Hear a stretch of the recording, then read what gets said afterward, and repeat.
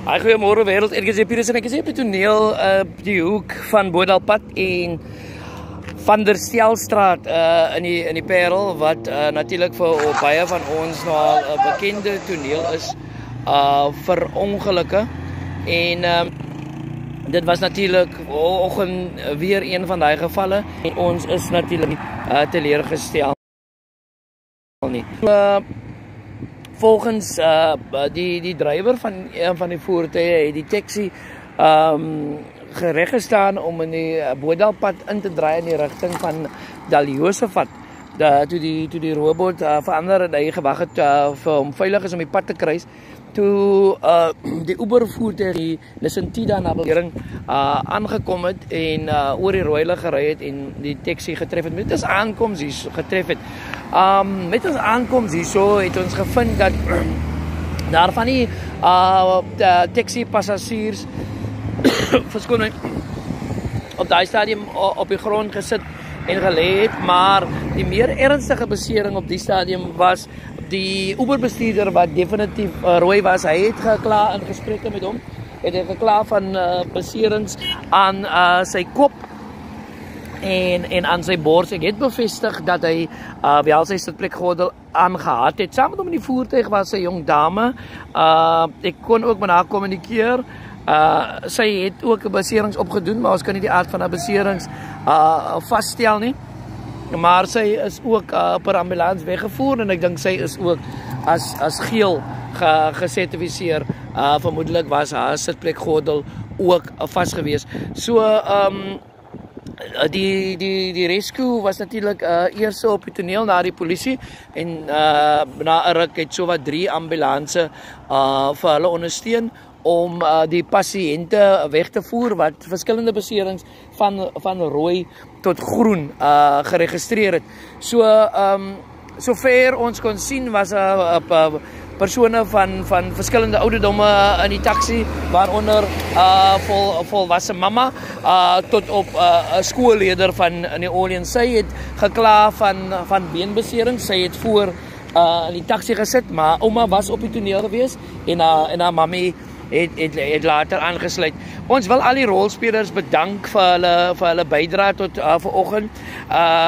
Weer eens het ons gesien hoe die Parel gemeenskap natuurlik na die party toe kom. Ek dink een aspek wat dalk verbeter, 2 aspekte wat ek dalk die fokus op moet sit en wat beslis verbeter moet word is wat is die rol van die polisie in terme van die regulering van verkeer?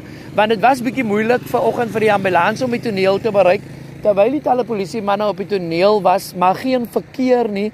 En ek en die ambulansman moes toe self inspring om die verkeer te reguleer. En that's not blowing your own horn, maar daai is 'n kwessie van jy word die hele tyd gesideline en jy moet die hele tyd fair bly uit die toneel uit, maar jy moet ook verantwoordelikheid vat om tog te help om die kwessies aan te spreek.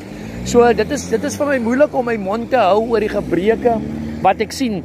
Dalk moet daar net klaarheid gekry word in terme van wat is die rol, of die polisie ook die rol van die verkeer moet afvat, of wat ek wel gesien het, die verkeersbeampte verbygery wat moes rapporteer by sy kantoor en ons verstaan dit en hy het wel op die radio geroep. Ek het ook vir verkeer versoek, maar hy was geen verkeer op die toneel en ons kan seker maar aanvaar dat almal elders besig wees en dit het natuurlik die verkeersvloei grootliks belemmer rondom die toneel hierso. En dan die tweede aspek wat ek ook wil aanspreek is natuurlik hoe maak ons met die toneel wat nou so lyk. Hierso is nou nog steeds 'n windskerm, hier is stukke van ligte, hier is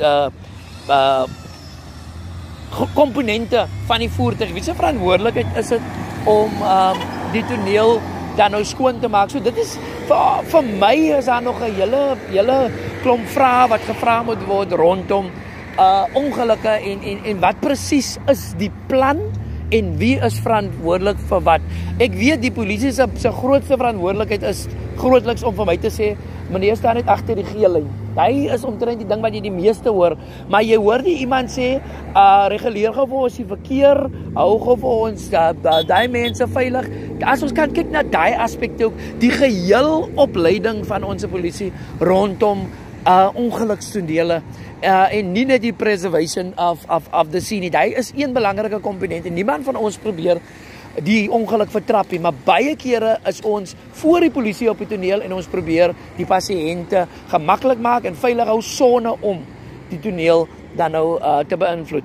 Maar ek wil gou terugkeer na die ongeluk. Die ongeluk gebeur en ooggetuie vertel wat vanoggend saam met die Uber-drywer gery het, dat hulle al reeds byna vanoggend 5 to 6 in dieselfde taxi sou vasgery het en hy was bekommerd oor die Uber-drywer, maar die Uber-drywer het toe nog 'n passasiers gaan ry en dit het toe gebeur, die ding wat hulle gevrees het. Die Uber-drywer, bekend as Mike, is baie ernstig in hierdie voorval beseer, soos ek sê.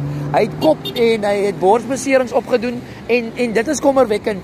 En dit spreek ook maar weer eens tot die kostestrukture van hierdie modelle wat ons almal so ontwikkel. Want hy ry nou heeltyd R35 trippies vir heel nag en dit is hoekom hy vanoggend so moeg sal wees. So dit ek is Peterson vir EJ Breaking News. Ek is hier op die toneel waar Uber vanoggend na bewering oor 'n rooi lig gery het en is in Tida met my kan die stuur en toe die taxi oor die pad probeer kruis nadat die pad vir hom gereed was om te kruis, het hy hulle toe gebots. Talle mense is beseer en is weggevoer deur 3 ambulanse na plaaslike hospitale toe. Ek is Peterson vir EJ Breaking News.